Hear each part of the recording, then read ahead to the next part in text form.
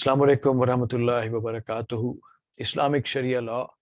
This is session number 118. Inshallah, we are going to continue the topic of fasting during Ramadan. Rabbi shrah li sadri wa yassir li amri wahlul uqdatam min lisani yafqahu qawli. Alhamdulillah wassalatu wassalamu ala rasulillah amma ba'd.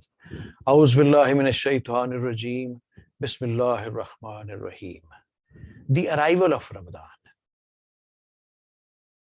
This event is confirmed by sighting the new moon, even if it is seen by only one just person, or by the passage of 30 days in the immediately preceding month of Sha'ban.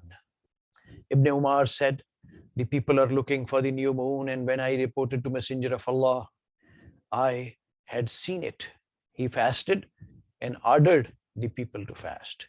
This is related by Abu Dawood, Al-Hakim, and Ibn Hibban, who declared it to be Sahih. Abu Huraira reported that the Prophet instructed, fast after you have seen it, the new crescent, and end the fast at the end of the month when you see it. If it is hidden from you, then wait until the 30 days of Sha'ban have passed. This is related by Al-Bukhari and Muslim. Commenting on these reports, At-Tirmidhi states, most knowledgeable people act in accordance with these reports. They say that it is correct to accept the evidence of one person to determine the beginning of the fast. This is the opinion of Ibn al-Mubarak, Ash-Shafi, and Ahmad. An-Nawawi says that it is the soundest opinion concerning the new moon of Shawwal, which signifies the end of the fast. It is confirmed by completing the 30 days of Ramadan, and most jurists state that the new moon must have been reported by at least two just witnesses. However, Abu Thawr does not distinguish between the new moon of Shawwal and the new moon of Ramadan. In both cases, he accepts the evidence of only one just witness. Ibn Rushd comments that the opinion of Abu Bakr ibn al-Munzir, which is also that of Abu Thawr, and I suspect that the Zahiri school of thought is supported by following argument given by Abu Bakr al-Munziri. There is complete agreement that breaking the fast is obligatory, that abstaining from eating is based on one person's report, and that the situation must be like that for the beginning of the month and for the ending of the month, as both of them are simply the signs that differentiate the time of fasting from the time of not fasting.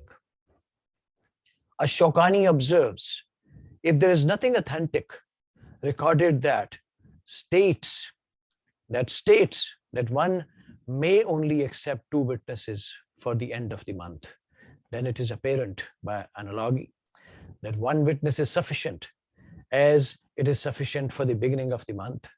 Furthermore, worship based on the acceptance of one report points to the fact that such singular reports are accepted in every matter unless there is some evidence that specifies the particularity of specific cases, such as the number of witnesses concerning matter of wealth and so on.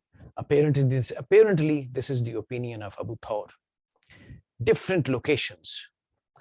According to the majority of scholars, it does not matter if the new moon has been sighted in different locations. In other words, after the new moon is seen everywhere in the world, it becomes obligatory for all Muslims to begin fasting, as the Prophet said, fast due to its sighting and break the fast due to its sighting. This hadith is a general address directed by the whole Muslim world. That is, if any one of you sees the moon in any place, then that will be a sighting for all of the people. According to Ikrimah, Al-Qasim ibn Muhammad, Salim, Ishaq, and correct opinion among the Hanafiya and the chosen opinion among the Shafiya, every country or territory is to take into consideration its own sighting and not necessarily to follow the sighting of others. This is based on what Qurab said. While I was in Asham, the new moon of Ramadan appeared on the Thursday night. I returned to Medina at the end of the month. Then there Ibn Abbas asked me, when do you people see the new moon? I said, we saw it on Thursday night. He said, did you see it yourself? I said, yes. The people saw it and they and Muawiyah fasted. He said, but we saw it on Friday night. We will not stop fasting until we complete 30 days or until we see the new moon. I said, isn't Muawiyah's sighting and fasting sufficient for you? He said, no, this is the order of the Messenger of Allah.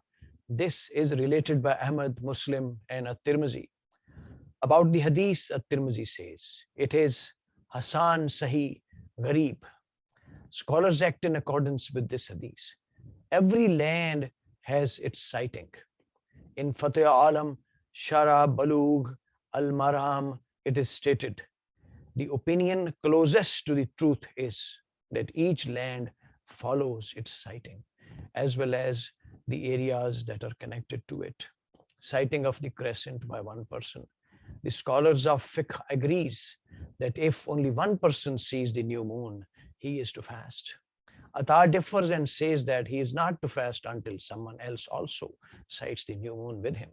The correct position is that he is to break the fast. As a Shafi and Abu Thawr have ruled, the Prophet has based the fast on its breaking on the sighting of the moon.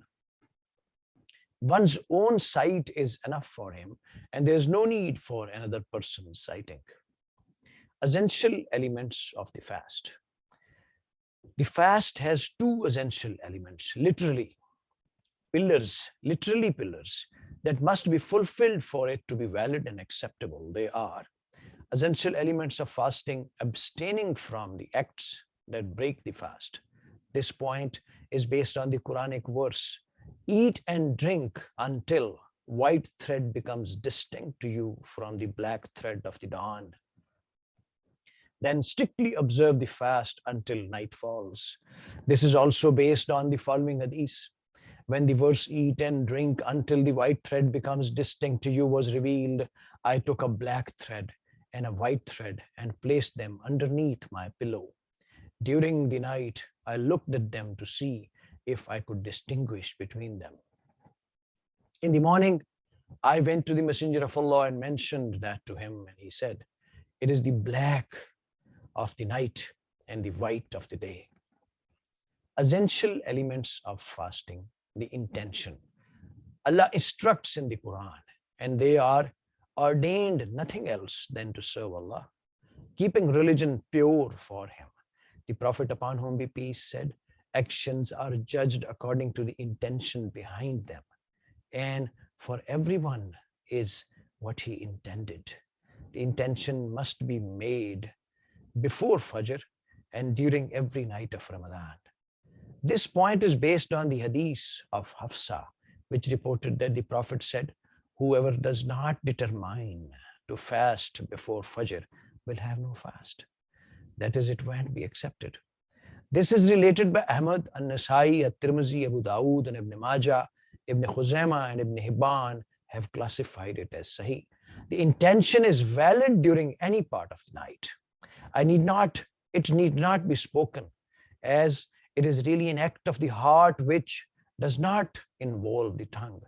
It will be fulfilled by one's intention to fast out of obedience to Allah and for seeking His pleasure.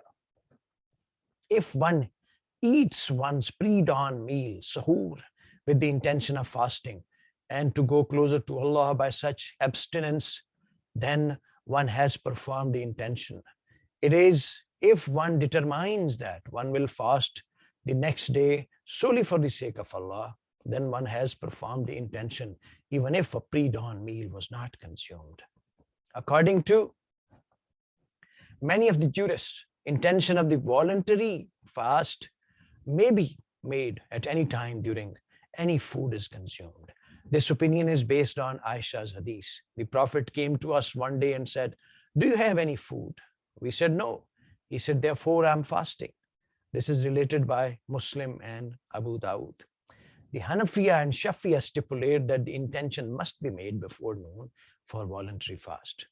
The apparent opinion of Ibn Mas'ud and Ahmad is that the intention may be made before or after noon. Essential elements of fasting. Who must fast? All scholars agree that fasting is obligatory upon every sane, adult, healthy Muslim male who is not traveling at the time. As for a woman, she must not be menstruating or have post childbirth bleeding. People who are insane, minors, and those who are traveling, menstruating, are good through post childbirth bleeding, are going through post childbirth bleeding, and the elderly and breastfeeding or pregnant women do not need to observe the fast. For some, the fast is not obligatory at all. For example, the insane. In the case of young people, their parents or guardians should order them to fast.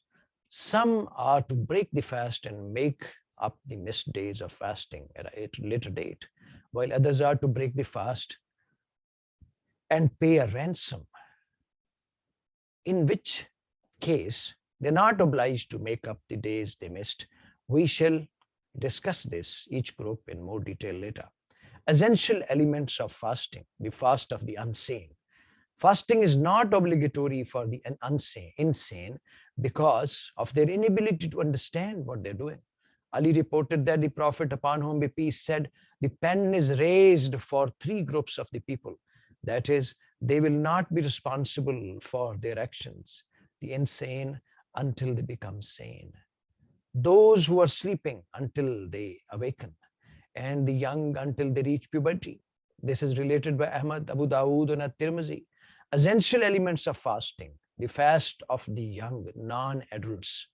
Though the young are not required to fast, it is proper for the guardians to encourage them to fast, so they will become accustomed to it at an early age.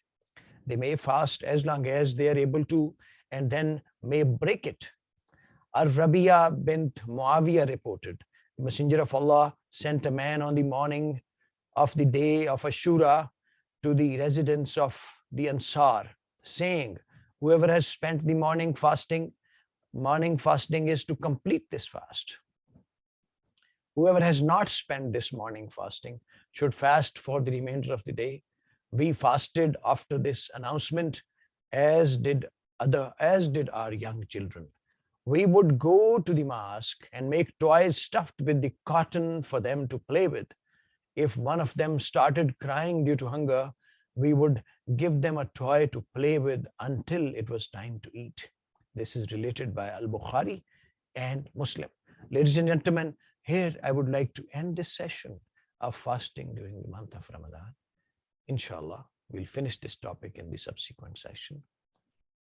Let's all together pray from Allah subhanahu wa ta'ala that He bestows us with the sincere intention and resolve to learn commandments of Holy Quran, Siratul Nabi, Hadith, and Sunnah sallallahu alayhi wa sallam.